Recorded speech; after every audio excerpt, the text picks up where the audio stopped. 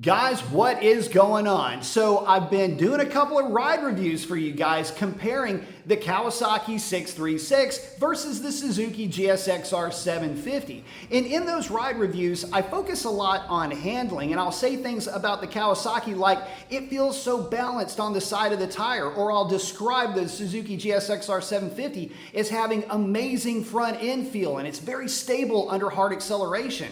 But those are kind of subjective statements, and I know that for some of you, you want to know more. You want to dive deep into the measurements of these bikes, really dig up the reasons to the whys behind the what am I talking about when I'm describing how these bikes get around corners and get down the road.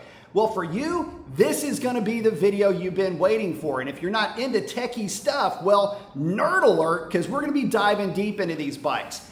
For this, these are the measurements that I'm going to be referencing, so go ahead and hit a screenshot now.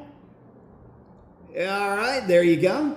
So what we're going to be talking about, we're going to be describing wheelbase, swing arm length, the swing arm pivot height, seat height, handlebar width, handlebar to ground measurement, handlebar to seat. We've also got the handlebar to foot peg measurement. Those are all things that are drastically different with these bikes. I'm going to dive into that here in a second. We've also got some similarities that we're going to talk about. Talking about bar center to axle, which is in essence the handlebar grip to axle as a triangle, the rake and trail, and the curb weight. So without any further ado, let's get at it. Okay, guys. Here we go. The GSXR 750 actually has a shorter wheelbase than the 636. Now, typically, you would say that the longer wheelbase would make that motorcycle a little bit slower to turn in. And if all things are being equal, that may be the case. But this is a very superficial measurement, and I don't want you to get too lost in the sauce here, but with the GSXR 750 having just shy of half an inch shorter in terms of total axle-to-axle measurement, well, you would think that it's the quicker to turn in, but there's a ton of reasons why it's not. Although the GSXR 750 has a shorter wheelbase, it has a longer swing arm, and it's by about half an inch versus the 636. Now, what exactly does that mean? Well, the GSXR 750 having a shorter wheelbase but a longer swing arm means that your measurement from your frame from the front to the rear is going to be shorter. What that means is that your mass is going to be moved more to the front of the motorcycle. Whereas on the 636, having that pivot back means that you can move the engine back a little bit, thus moving your center of gravity a little bit more to the center line of the motorcycle. And I think that already starts to paint a picture. When the GSXR 750 was engineered, front end feel and front end loading was being taken into consideration as being a primary benefit, where the 636, it was looking more to weight centralization for a balanced approach. Now let's keep diving into the numbers, because that is going to start to really play its out here in just a second. Okay, guys, we're still talking about the swing arm. Now we're going to talk about the pivot height. This is the distance from the center line of the pivot to the deck or to the ground. Showing you that 636, and you may be able to pick up on this already, but that pivot height is 1 inch higher on the 636. That is significant, guys. This is bringing that bike higher up. That's bringing your total overall ride height up, and it changes the geometry of how that rear swing arm reacts under load, and especially under acceleration. The GSXR having the lower pivot height is going to be a little bit more stable under harder acceleration. Again, it is dropping that center of mass lower, slowing the roll rate, but increasing stability, where the Kawasaki with the higher pivot is going to increase roll rate at the expense of some stability. Let's keep going. So when we were talking about that pivot height, that also leads to a lower ride height. The difference between the two is pretty substantial. Nearly an inch separates these two motorcycles, with the GSXR 750 being lower than the 636. A higher center of gravity, having the rider a little bit higher, gives you more actual leverage on the tires on the tarmac. thus giving you a better and a lighter flickable feel to the bike. Lower is going to make that bike feel substantially more stable. See where this is going already? Here's a stat that sometimes gets overlooked, and it's the actual handlebar width. Center to center, the handlebar width on the 636 is 21.5 inches. On the GSXR 750, that width is 21.25. Now, 1/4 of an inch doesn't sound like a lot, but remember, we're playing a game of millimeters here. A shorter width is going to make the steering feel a little bit heavier. The wider width gives you a bit more leverage on the bars, allowing you to initialize that turn-in more easily.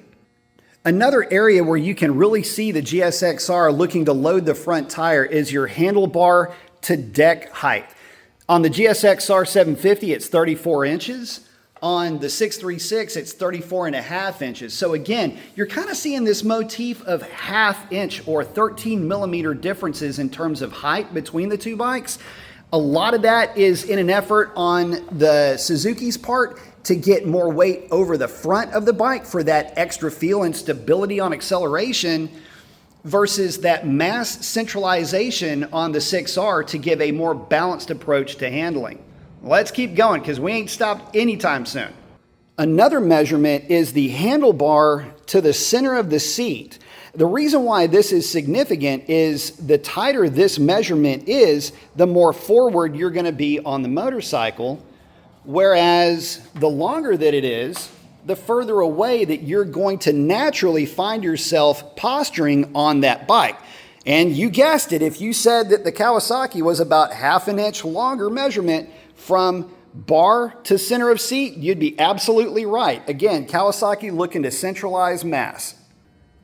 And one last measurement I wanted to bring to your attention is the bar to foot peg measurement, which is going to come in at 1 inch shorter on the GSXR 750 than on the 636. Now, this illustrates a couple of things.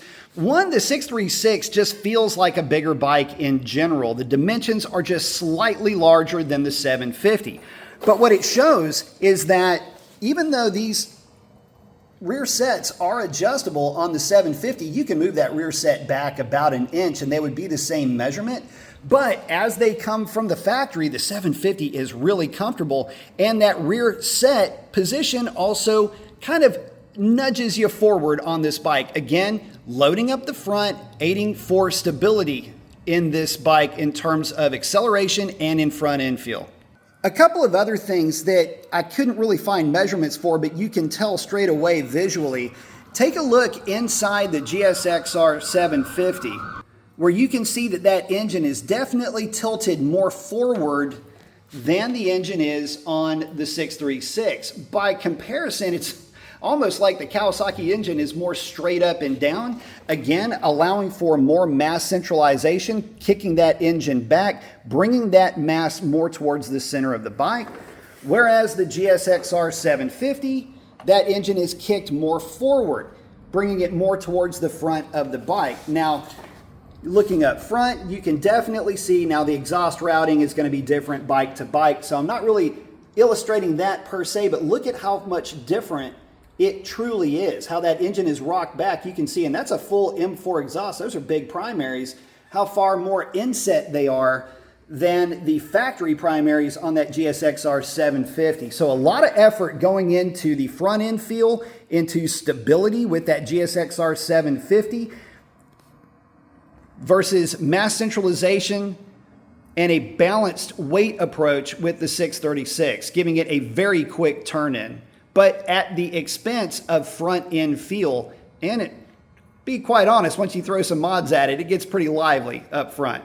Now, there are some similarities in terms of geometry from one bike to the next. They both have all but identical rake and trail measurements, which in essence is the measurement of the angle of the forks to the frame. So in terms of that measurement, they're both 23.5. The trail measurement is on the GSXR 750, 3.8 inches, and on the 636, it's 4 inches. That's basically the same. I don't want to get into a rake and trail the verses on this, but just understand that the front end geometry is all but identical between these two bikes. And in terms of how you sit on these bikes, where your hands go and what that triangle looks like down to the ground and over to the center of the axle is also the same. That measurement is going to check in at right at 12.5 inches, as you would expect, because the angle of the forks is the same. There's not going to be anything separating the bikes in that respect either. As far as weight goes, as you're seeing these bikes, the 636 is going to check in right around 412 pounds, but it also has a full M4 exhaust, which removed 18 pounds off of this bike. From the factory, they're about 418 pounds. The GSXR 750 is going to check in at 420 pounds. By the way, that weight is for a non-ABS 636, and of course, the GSXR 750 doesn't have any kind of ABS or any rider aids for that matter, other than a mode. There you go. There's your high technology right there. So guys, there you go. I hope you had as much fun watching this as I had putting it together. I'm very much a numbers guy, and I always like tearing stuff apart to see how it works. And dissecting the math on these bikes really did paint an interesting picture for me. And it explained why I was feeling some of the things that I was feeling when I was riding each one of these bikes. I always felt like the 636 mimicked a leader bike in a lot of ways, with how floaty the front of that bike would get, how very well balanced it was on the side of the tire at any speed going through sweepers. The GSXR 750, on the other hand, God, it just felt so much more substantial, and it gives so good front end feel and front end feedback that I feel like I can dive this bike into corners at any speed that I decided was safe, and a little bit more than that, and the bike would deliver such good communication and then would deliver crazy stability at hard acceleration out of those corners. Gosh, it's kind of funny how the math works out that way. But listen, if you enjoyed this kind of content, let me know in the comments below. And with that, look, if you made it this far into the video, so consider smashing that subscribe button. It helps out the channel way more than you know. And I hope to catch you guys on the next one. Y'all take it easy.